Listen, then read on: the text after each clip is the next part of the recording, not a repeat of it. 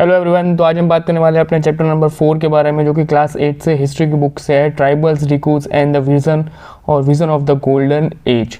ठीक है, पहली बात तो ये पूरा का पूरा जो चैप्टर है वो आपका ट्राइबल्स के ऊपर डिपेंडेबल है, या फिर कह लो कि ट्राइबल्स के ऊपर हम डिटेल्स में बातें करने वाले हैं, क्योंकि जितना कुछ हमने बातें कर ली है वो बातें अलग थी।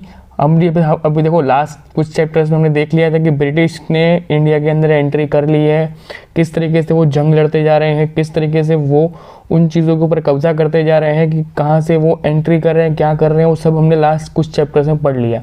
बट उन सब के बीच में हमने हर एक चीज़ के बारे में बात की, upper caste, lower caste, middle class, Hindu, मुसलमान, किस तरीके से उन लोगों ने डिवाइड किया, किस तरीके से वो करना चाहते हैं, क्या करना, उनके जो फ्यूचर प्लान्स हैं वो हम आगे जो कि क्लास 9, 10 में पढ़ने वाले हैं। बट इसमें से एक कम्युनिटी आती है, उसको हम कहते हैं ट्राइबल पीपल्स। ये लोग कौन से होते हैं? ये हमेशा है ना किसी फॉरेस्ट के एरियाज़ के अंदर या एग्रीकल्चर डिपार्टमेंट के या फिर ऐसी जगहों पे रहते हैं कि जहाँ पे इनकी वैल्यूज़ बहुत कम की जाती है, राइट। उसी तरीके से इनकी जो मुलाकात है कॉलोनियल जो लोगों से होती है, मतलब जो ब्रिटिश पीपल्स है, जब उनके कॉन्टेक्स्ट में आते हैं ये लोग, तब ये लोगों को अपनी लाइफ में कुछ चेंजेस देखने को मिलते हैं। क्यों? क्योंकि इन्होंने आज तक कभी अपनी उस टिपिकल लाइफ से बाहर निकल के कभी काम ही नहीं किया था। तो जब इन लोगों ने उन चेंज को एक्सेप्ट किया, फिर जब उनके साथ रह के उनके विजन्स के थ्रू काम करना शुरू किया, तब उन लोगों को हमने डिकूज कहा। क्लियर? आगे बात करते हैं कि some of them were the hunter and gathers. Simple सी बात है, या तो वो लोग वाइल्ड एनिमल्स को मार काट के उनसे ज़िंदगी जी रहे थे, या फिर वो लोग फॉरेस्ट के जो प्रोडक्ट्स थे, हनी बीज वगैरह, तो जो शहद बनाते थे, उन चीज़ को बेच बाच के लोकल मार्केट के लिए ट्रेड कर करके वो लोग पैसा कमाते थे और वहीं से उन ज़िंदगी का गुजारा चलाते थे।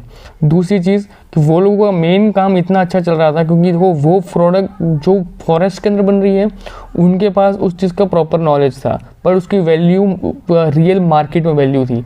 सपोजिड कि जो हनी आज आप खाते हो जो फैक्ट्री से बन के आता है, और जो रियल आपको कॉमनली आपको जो कह सकते हैं ना कि आपको लोकल के किसी फॉरेस्ट के बाहर लोकल कोई है वो बेच रहा है और आप फैक्ट्री से ले रहे हो या फिर किसी सुपर मार्केट से ले रहे हो, तो इन तीनों में बहुत डिफरेंस होगा। प्राइस का डिफरेंस तो होगा, पर जो क्वालिटी का डिफरेंस भी बहुत ज़्यादा होगा। ठीक है, तो ये लोग उसमें ज़्यादा फेमस थे। ओके, आगे बात करते हैं impact in the forest law. अब देखो कुछ होता ये है ना कि जब ब्रिटिशर्स अपने पीक पे पहुंचते हैं, पीक मतलब क्या, वो धीरे धीरे हर एक चीज़ को कंट्रोल करना शुरू करते हैं। जब को एक चीज़ याद रखना कि ब्रिटिशर्स के सामने अगर हमने विद्रोह नहीं किया होता ना, तो आज हम लोग के पास ब्रिटिशर्स सांस लेने तक के पैसे मांग रहे होते। ठीक है, ये बात क्लियरली याद रखना कि ब्रिटिशर्स उस हद तक आ चुके थे कि दे वांट्स मनी, और दे वांट बैडली मनी। ठीक है, वो चाहते थे कि हम लोग सारा का सारा पैसा लेके यहाँ से फुर हो जाए।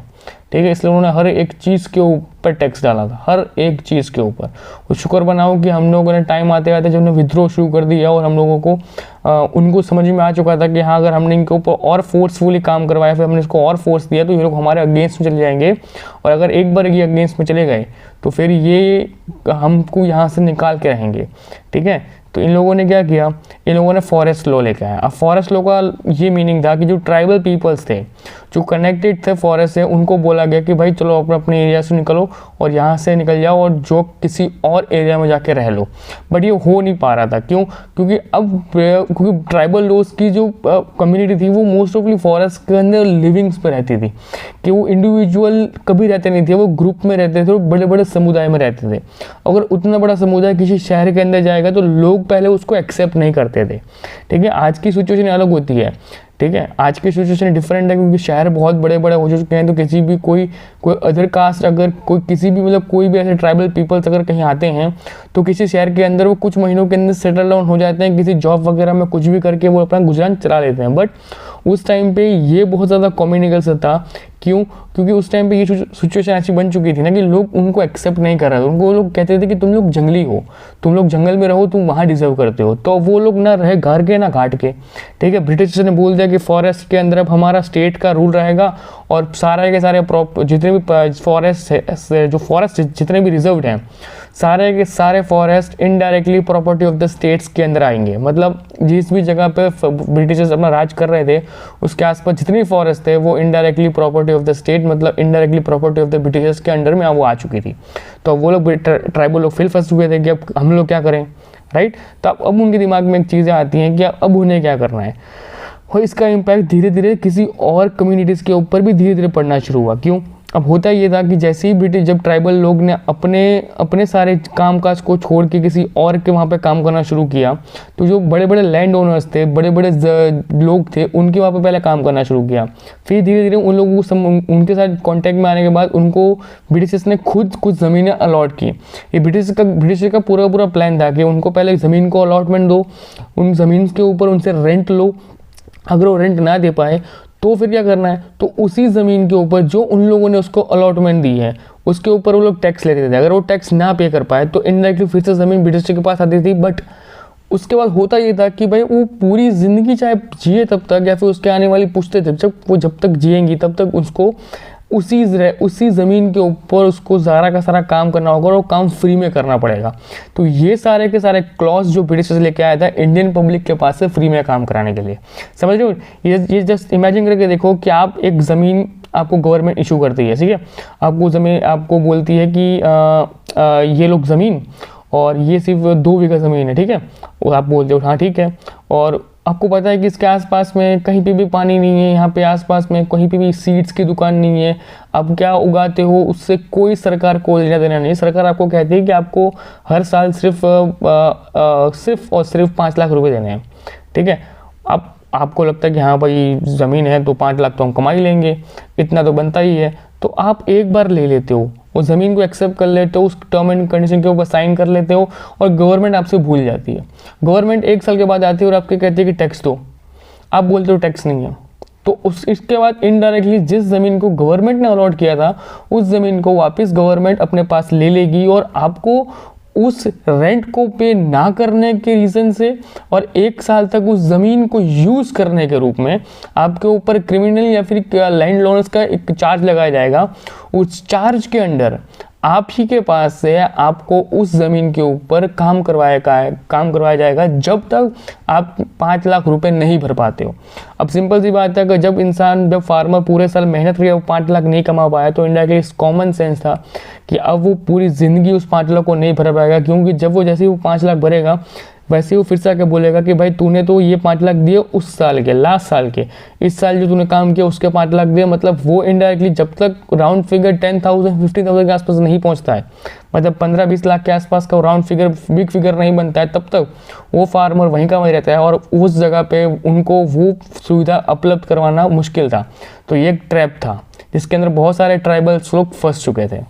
आगे बात करते हैं कि what happened to the tribal chief, कि अगर ये सब कुछ हो रहा था, जो ट्राइबल्स के चीफ्स थे उन लोगों ने क्या किया, अब उनके पास से ऑटोमेटिकली सारी पावर्स को छीन लिया गया था, जितनी भी उनके पास एडमिनिस्ट्रेशन पावर थी, जो कुछ भी था वो सब कुछ छीन लिया, ठीक है। और उनको बोल दिया था कि भाई अब आप सब लोग ब्रिटिश के अधीन हो, ब्रिटिश जिसको बोलेंगे ना कि ये तुम्हारा मालिक है, बस वही उनका मालिक गिना जाएगा और बाकी कोई ट्राइबल्स का कोई चीफ वगैरह कुछ ऐसा होगा नहीं। आगे बात करते हैं कि सर्चिंग फॉर द वर्क, और जब उनके पास ये सब कुछ भी करने के लिए था और जब उनको पता था कि उनको बहुत ज़्यादा टैक्सेस देना पड़ रहा है, तो कुछ लोगों ने उस चीज़ को छोड़ के वो प्लांटेशन एग्रीकल्चर में चले गए, कुछ लोग ने इंडस्ट्रीज़ को ज्वाइन कर लिया, कुछ लोगों ने ऐसी किसी और के घर पे जाके काम करना शुरू कर दिया। आपने RRR मूवी देखी है, जो भी रिसेंटली RRR मूवी आई थी, साउथ इंडिया से बिलोंग करती है, वो अगर मूवी आपने देखी है ना तो उसके अंदर आपको स्टार्टिंग के अंदर एक सीन दिखता है कि अगर एक लड़की मतलब एक स्मॉल कम्युनिटी की होती है और वो कहीं पे किसी खेत वगैरह में या फिर किसी जंगल के एरिया में काम कर रही होती है और ब्रिटिश उसको उठा के ले जाते हैं, तो ये सेम सिचुएशन वहाँ पे थी। जो अपना आपने उस सिचुएशन देखी ना वो रियलिटी में एग्जिस्ट करती थी 19th सेंचुरी के आसपास में। क्यों? वो लोग इन लोगों को ले जाते थे और अपने वहाँ पे काम करवाते थे और इनकी हालत इतनी पैथेटिक हो चुकी थी, इतनी बेकार हो चुकी थी कि ये लोग वहाँ पे जाने के बाद इनको कभी अलाउड नहीं था कि वो अपने घर की तरफ वापस मुड़ के देख सके। उनको पूरी ज़िंदगी वहाँ निकालनी है, चाहे वो ज़िंदगी में जिए मरे कुछ भी करे, उनको वहीं पे रहना है। क्लियर? तो वो जो पूरा जो आपने सीन देखा है ना जिसके वो पूरी मूवी बेस है वो रियल है। उस पूरे सीन में पूरे मूवी का जो कॉन्सेप्ट था ना वो ऑलरेडी हमने पढ़ा हुआ है, तो आप फिर से इसको पढ़ लेना है, मतलब आपको जो मैंने बताया वो आपने सुन लिया। तो ये भी एक सीन वहाँ पे उस टाइम पे हुआ था। Okay, problem with the trades. अब ट्रेड्स में क्या प्रॉब्लम हुई? अब प्रॉब्लम्स ये हो रही थी क्योंकि मनी लैंडर्स और जो ट्रेडर्स थे वो फ्रिक्वेंटली विजिट कर रहे थे ट्राइबल एरियाज़ के आसपास में। बड़े बड़े लैंड ओनर्स थे, जो जमींदार लोग थे, वो लोग लोकल एरियाज़ के अंदर जाते थे, ट्राइबल एरियाज़ में आते थे और वहाँ से जो पीपल्स थे, जो मजदूर वर्ग था, उसको बल्क में उठा के लेके आते थे। अगर आपने KGF देखी है तो KGF में किस तरीके से वो ट्रक में बच्चों को भर भर के, इंसानों को भर भर के लेके आते थे, वो खदान में काम कराते थे, वो मिल के अंदर माइनिंग कराते थे उनको। बस वो सेम चीज़ ये लोग कर रहे थे कि जो बड़े बड़े ज़मींदार थे, जो बड़े बड़े लैंड ओनर्स थे, वो लोग उनके पास से बहुत बड़े मात्रा में उनको भर के लेके आते थे और उनके पास से सारा काम करवाना शुरू करते थे। और इनको और ये चीज़ होते हुए देख के ना, जो लोग थे जिन्होंने पहले स्टार्टिंग के अंदर अपने एरियाज़ को छोड़ के, फॉरेस्ट को छोड़ के धीरे धीरे जब शहरों की तरफ आना शुरू किया था, तो इन्हीं लोगों के कारण, ये बड़े बड़े ज़मींदारों और बड़े बड़े लैंड ओनर्स के कारण ही उन्होंने वापस अपने आप को फॉरेस्ट के अंदर और अंदर डिस्टेंस में मेंटेन कर दिया कि अब हमें शहरी लोगों से और दूर रहना है, हमको उन तक नहीं जाना है। इसलिए आज भी आप देखो तो किसी फॉरेस्ट के अंदर कोई भी अगर ट्राइबल पीपल्स रहते होंगे तो उनके बारे में आपको डिटेल्स में जानने को नहीं मिलेगा। वहाँ की जो लोकल पब्लिक होगी वो आपको ऐसी फ्रेंकली बोल देगी कि भाई इस सीमा के उस साइड मत जाना, फिर इस हद से उस साइड मत जाना। क्यों? तब पूछोगे ना तो क्यों, तो आप उसमें वो लोग 2-3 रीज़न देते हैं। पहला रीज़न आपको देंगे कि भाई जंगली जानवर बहुत ज़्यादा है। दूसरा रीज़न देंगे कि भाई फॉरेस्ट की डायरेक्ट यहाँ तक खत्म होती है, यहाँ से सेकंड फॉरेस्ट की डायरेक्ट शुरू हो जाती है, इसलिए हम अगर आपको यहाँ पे कुछ हो गया तो हमारी रिस्पॉन्सिबिलिटी नहीं होगी। और थर्ड उनका ये कहना होता है कि यहाँ पे एक ऐसा समुदाय रहता है, फिर ऐसे लोग ऐसे ट्राइबल कास्ट लोग रहते हैं जिनको कोई फ़र्क नहीं पड़ता है, वो लोग बहुत पुराने सिविलाइजेशन के हैं और उनको इंसानों का इंटरफेरेंस नहीं पसंद है। तो ये 3 बेसिकली रीज़न दिए जाते हैं फॉरेस्ट के अंदर, अगर बहुत बार अगर आपने सुना हो तो।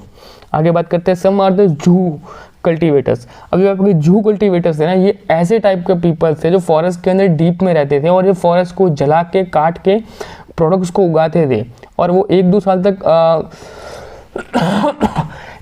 तक उस जगह पर हर चीज़ों को प्रॉपरली मेंटेन करते थे। बट अगर 1-2 साल ख़त्म होने के बाद ऑटोमेटिकली उस जगह को छोड़ के वो लोग मूव होते थे। तो इस तरीके से उनका भी एक चीज़ वो बढ़ती जा रही थी कि वो लोग एक जगह से उस ज़मीन की फर्टिलिटी को ख़त्म करके वो मूव होते थे। तब तक उस ज़मीन के ऊपर कुछ नहीं हुआ तो ऑटोमेटिकली 1 साल के बाद वो फिर से वो ज़मीन रीसाइकिल होकर अच्छी से अच्छी फिर से फर्टिलाइजर फिर से बन जाती थी, तो वापस वो उस जगह पर वापस आ जाते थे। इस तरीके से वो एक जगह को छोड़ के दूसरी जगह को और फिर दूसरी जगह छोड़ के फिर से पहली जगह को ऐसे ट्रांसफ़र होते थे दूसरी जगह। ठीक है, उसको कहते थे जू कल्टिवेशन। फिर क्या कहता था, हर्डेड एनिमल्स, सिंपल सी बात है, चरवाहे लोग जो एक जगह से दूसरी जगह पे ट्रेवल करते थे विद अपने पालतू जानवरों के साथ। फिर आपका था बिस्मरा मुंडा। जो बिस्मरा मुंडा है ना, वो आपके बॉर्न हुए थे 1870 सेंचुरीज के आसपास। मैं 1870 के टाइम पे वो पैदा हुए थे। एक पुअर फैमिली के से बिलोंग करते थे, बट अपने टाइम पे उन्होंने इस तरीके का अपने ऊपर एक्सप्लोटेशन या फिर अपने ऊपर इतनी हानियों को और इतने तानों को उन्होंने सुना था, सहा था ना, कि उनको समझ में आ चुका था कि अगर मैंने अपने कम्युनिटी के लिए कुछ नहीं किया फिर कोई नहीं करने वाला, वो सब लोग चुपचाप सहन करेंगे। इसलिए जब वो अपने घर के सबसे बड़े बेटे होने के खातिर जब उन्होंने अपने ऊपर हुए एक्सप्लोटेशन, अपनी फैमिली के ऊपर हुए अत्याचार और हर चीज़ को सहन करने की क्षमता जब उनकी ख़त्म हो चुकी थी, तब वो वहाँ से निकलते हैं और वो लोगों के साथ मिलकर एक विद्रोह करते हैं, एक रेबल खड़ा करते हैं। और उस रेबल का इम्पैक्ट ये होता है कि लोग उनके साथ जुड़ते हुए जाते हैं और आगे जाके वो लोग एक ऐसी बड़ी कम्युनिटी में बन जाते हैं जिसको हम कहते हैं मुंडा कम्युनिटीज़ या फिर मुंडा ट्राइबल्स कहते हैं, जिसको हम मुंडा ट्राइबल्स के नाम से जानते हैं, जो आपके छोटा नागपुर, प्लेटूज़ के आसपास के एरियाज़ के अंदर वो लोग रहते हैं। और मोस्ट ऑफली ये लोग ऐसे समुदाय थे जिन्होंने पहली बार हल का उपयोग करना शुरू किया था। याद रखना, फार्मिंग करने के टाइम पे आपको हल चाहिए होता है, याद है ना। हल कैसे कहते हैं, इसमें आगे 2 भैंसें लगे होते हैं, फिर गाय लगी होती है, फिर 2 बैल लगे होते हैं, ठीक है, या फिर कभी कभार तो इंसान भी लगे होते हैं, याद है ना। ये जो जितने ब्रिटिश लोग थे ना, ये लोग इंसान को लगा के इंसान के पास से काम कराते थे लोग, ठीक है, ये वो टाइम था। ठीक है, जब वहाँ पे भैंस, ये बैल वगैरह तो बहुत महंगे मिलते थे, तो ये लोग क्या करते थे, इंसानों के साथ ही इंसानों को बोलते थे कि चल बेटा अपने गले में डाल और चल खेती बाड़ी करो यहाँ पे। तो उस टाइम पे ये सिचुएशन थी, जो आपने मूवी में अगर देखा हो ना कभी कभी मूवी में, तो वहाँ पे ये रियल लाइफ में एग्जिस्ट वहाँ पे ये करते थे। तो ये मुंडा ट्राइबल्स थे ना, इन्होंने पहली बार हल का उपयोग करना शुरू किया और अपने फील्ड को वो सालों दर हर बार चेंज करते गए और हर बार वो नई नई क्रॉप्स का इन्वेंशन करते गए और हर बार नई नई क्रॉप्स को इंट्रोड्यूस करते गए। और लोगों के बीच में या फिर जो लोकल मार्केट के बीच में जो बहुत बड़ा डिफ्रेंशिएट था ना, उस डिफरेंट को उसने कम करके बहुत ज़्यादा कम कर दिया, जैसे कि अब लोगों ने धीरे धीरे उनको एक्सेप्ट करना भी शुरू कर दिया था। ओके, तो ये आपका फर्स्ट चैप्टर मतलब 4th चैप्टर था, जिसके अंदर आपको ये चीज़ें आपको डिटेल्स में दी गई हैं। क्लियर? ओके। बाकी ये सब कुछ चीज़ आपको पढ़ना ही पढ़ना है, सिंपल सी बात है। जो आपको हर बार हमेशा बोलता रहता हूँ कि आपको ये हर चीज़ आपको डिटेल में पढ़नी ही पढ़नी है। क्लियर? बाकी जितना कुछ मैंने आपको बताना था इसके चैप्टर में आपको उन्होंने बता दिया। तो आज के लेक्चर में इतना ही, मिलते हैं नेक्स्ट लेक्चर में। Bye bye, take care.